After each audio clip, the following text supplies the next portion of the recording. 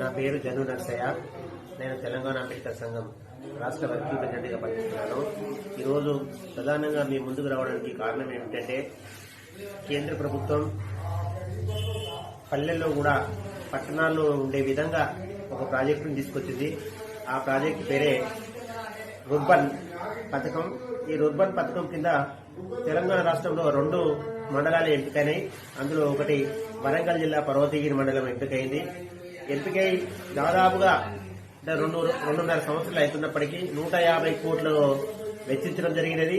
150 కోట్లు కేటాయించినప్పటికీ కూడా సంబంధిత అధికారుల నిర్లక్ష్యంతో పనులు నత్తనట్టుగా సాగుతున్నాయి.